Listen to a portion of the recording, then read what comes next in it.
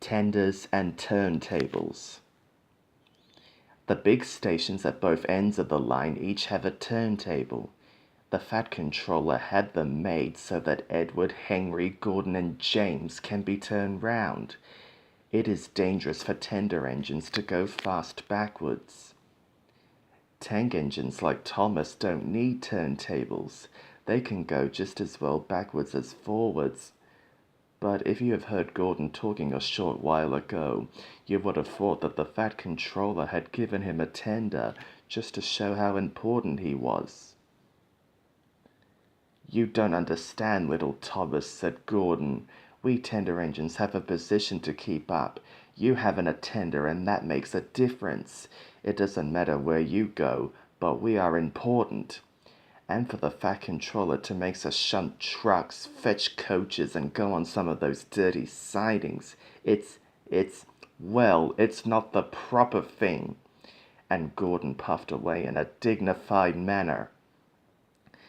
Thomas chuckled and went off with Annie and Clarabelle.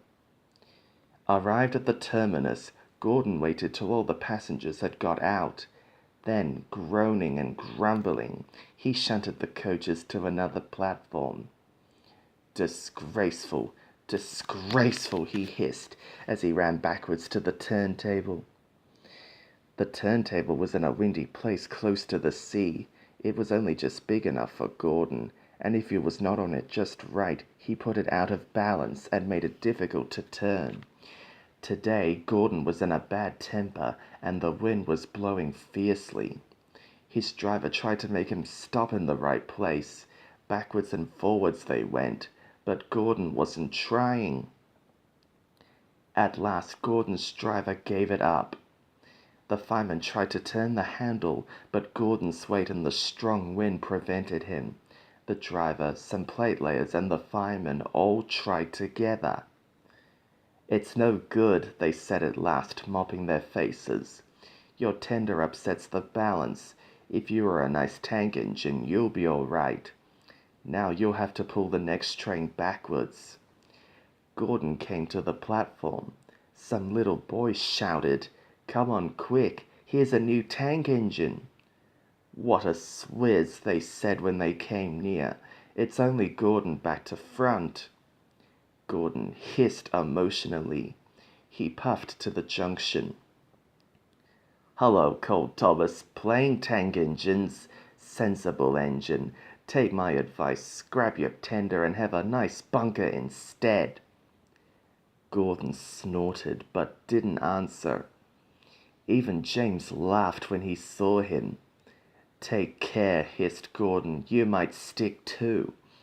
"No fear," chuckled James. "I'm not so fat as you." "I mustn't stick," thought James anxiously as he ran to the turntable later. He stopped on just the right place to balance the table. It could now swing easily. His fireman turned the handle. James turned much too easily. The wind puffed him round like a top. He couldn't stop. At last the wind died down and James stopped turning, but not before Gordon, who had been turned on the loop line, had seen him. "Well, well," he said, "are you playing roundabouts?" Poor James, feeling quite giddy, rolled off to the shed without a word. That night the three engines had an indignation meeting. "It's shameful to treat tender engines like this. Henry gets hoosed by elephants. Gordon has to go backwards and people think he's a tank engine. James spins round like a top and everyone laughs at us. And added to that, the Fat Controller makes us shunt in dirty sidings." "Yuck," said all three engines together. "Listen," said Gordon. He whispered something to the others. "We'll do it tomorrow. The Fat Controller will look silly."